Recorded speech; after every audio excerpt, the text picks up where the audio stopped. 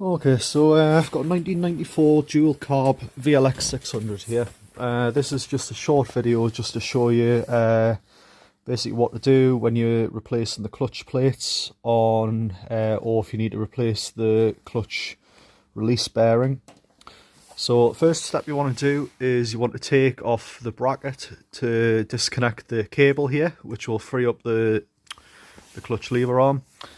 Just for access, I've taken off the exhaust here, and I've also dropped the oil, which you will need to do. Okay, so at this point I've removed all the casing bolts. You will have a tab down here and a tab here. Easiest way is to get a slide hammer, or alternatively you just knock through with a little bit of pressure, the casing will pop off. This does look ever so slightly different in the middle because I've been repairing the clutch release bearing, but what you will have on the inside of here, you will have the clutch release bearing, which is this part here, and that will sit on these parts. I've got the springs here which I've just left in place. This is the main clutch assembly here. That is well, you can advance the timing of the engine there. You've got the oil pump here. This amount of slack in the chain is normal because it's not a timing chain or anything like that. You can have a little bit of slack in, that's not a problem. The centre nut here is staked. Should really replace that because it is a bit worn, but so be it. This is torqued to 130 foot-pounds. What you'll want to do is you want to get a punch similar to this, pop that in there, obviously you stake it, but in order to get it out, a flat blade screwdriver bent up, sort of twisted round, get that off.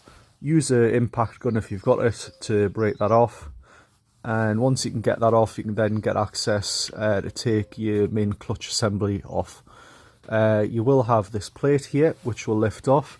If you note the orientation, you've got your clutch plate B, which is slightly different shape. This has to sit in the groove on the outside. You've then got a single flat washer and then what's called a Belleville washer, which is orientated with the taper sort of facing out this way. You've then got clutch plate, steel plate, clutch plate, steel plate, blah, blah, blah, blah, blah, until you get to the back face. Behind this, you'll have, you can see the nut there, you've got a steel washer behind that.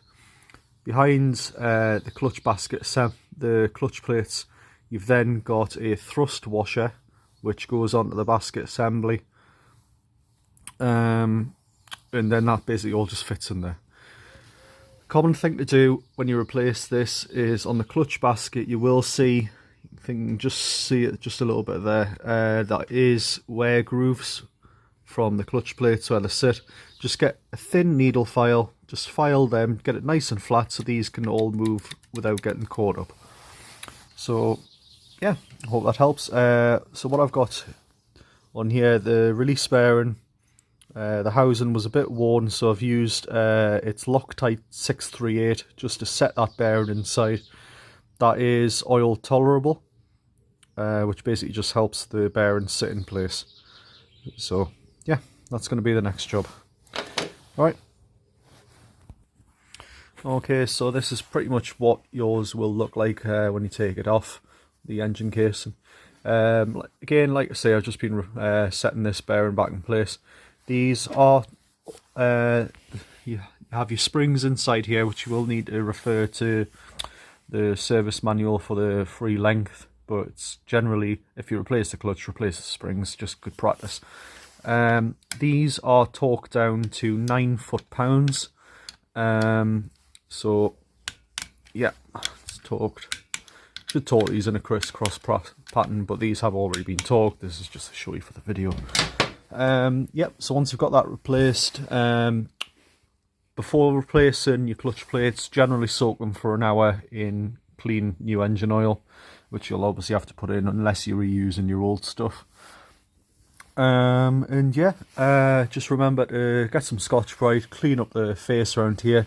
Generally put a little bit of liquid gasket around here. It just stops any like little oil vapor leaks coming through. Other than that, that is pretty much it. On your casing, what you'll want to check, obviously you've got your dipstick here. This is this presses on the clutch release bearing. Just make sure that's nice and free. Make sure that the spring here is seated correctly.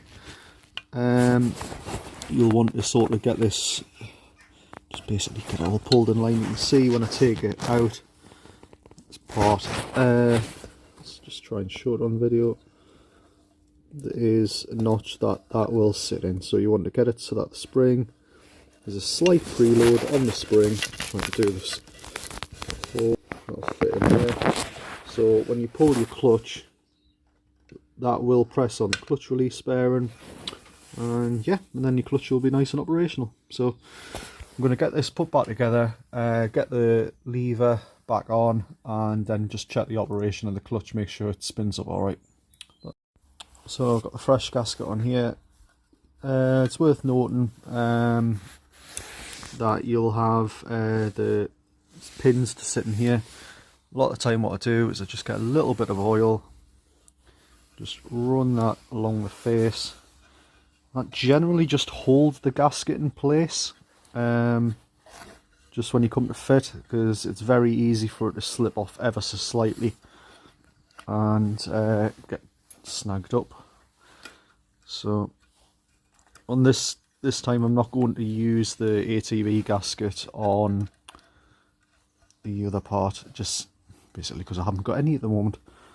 So just lightly press that all round. See here, it's just getting snagged a little bit. So I'm going to need 2 hands for this, so I'll get this put back in place and let you know how it looks when it's all done. Right, so now that the casing's back on, you want to make sure that it is adjusted here properly so that you've got appropriate free play on the clutch, that it's not engaging when it shouldn't and causing slip. So just back that off, make sure you've got enough free play, then adjust it at the lock wheel. Yeah, that's pretty much all there is to it.